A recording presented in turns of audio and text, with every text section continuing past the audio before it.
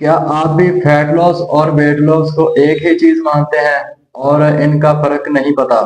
तो आइए इसको समझते हैं।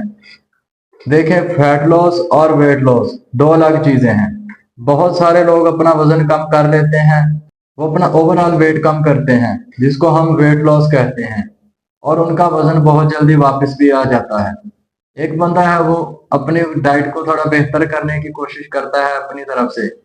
वो यही समझता है कि उसने अपनी डाइट को बेहतर कर दिया है, मुतवाज़िन किया है और उनसे फ़ायदा हासिल करता है और उसको एक अरसे तक लेके चलता है। लेकिन एट द एंड वो अपना ओवरऑल वेट लॉस कर लेता है। वो अपना वजन चेक करता है तराजू पर, उसको तराजू पर नंबर कम नजर आते हैं और वो खुशी महसूस करता है कि उसने वजन कम कर लिया। लेकिन उसके साथ उसकी भूख भी खत्म होती जाती है और मजीद चिड़चिड़ापन और थकावट महसूस होती है। इसकी क्या वजह होती है? क्योंकि जब आप फैट लॉस की बजाय वेट लॉस करते हैं तो आपके मसल्स ब्रेक होते हैं, मसल लॉस होता है।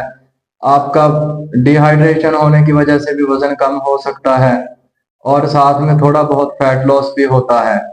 जब आपके मसल ब्रेक होते हैं, आपका मसल लॉस होता है, तो आपकी भूख इस वजह से कम हो जाती है क्योंकि आपका कैलोरी रिक्वायरमेंट जो है वो मजीद कम हो चुकी होती है।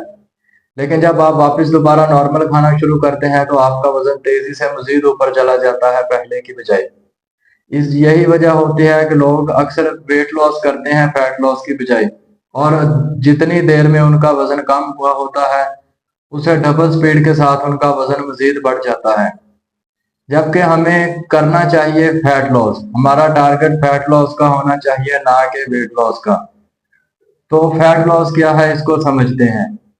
हमें अपने जिस्म को बेहतर बनाने के लिए और मजबूत बनाने के लिए अपने जिस्म के मसल्स को कम नहीं करना, डिहाइड्रेशन का शिकार नहीं होना, बल्कि हमारे जिस्म में मौजूद पेट के इर्द गिर्द और मुख्तलिफ ऑर्गन्स के इर्द गिर्द मौजूद अजाफी चर्बी को सिर्फ खत्म करना होता है, और उस चर्बी को कम करना हम फैट लॉस कहते हैं।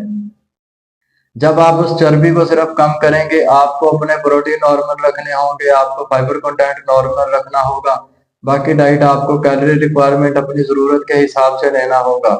आपको सिर्फ 300 से 500 कैलोरीज डेली की कैलोरी डेफिसिट में जाना है ताकि आप बहुत ज़्यादा भूखे भी ना रहें, आपके जिस्म की ग़िज़ाई ज़रूरियात भी पूरी हो सकें और आहिस्ता आहिस्ता जो है वो आपका फैट लॉस भी हो सके। क्योंकि आप बहुत ज़्यादा कैलोरीज कम करते हैं तो वो आपका वेट लॉस की तरफ आप जा सकते हैं, क्योंकि आपकी ग़िज़ाई ज़रूरियात पूरी नहीं होती, आपका प्रोटीन मेंटेन करना मुश्किल होता है। इसलिए कोशिश करें कि 300 से 500 कैलोरीज का कैलोरी डेफिसिट रखें अपनी डाइट में रोजाना, और प्रोटीन इंटेक पूरा रखें, फाइबर को नॉर्मल रखें और बाकी चीजें भी अपनी खुराक में नॉर्मल रखें। इसके लिए आपको जाहिर सी बात है किसी खुराक के एक्सपर्ट की जरूरत पड़ेगी। आप किसी से भी रहनुमाई ले सकते हैं। अगर हमसे लेना चाहते हैं तो आप हमसे भी रहनुमाई ले सकते हैं।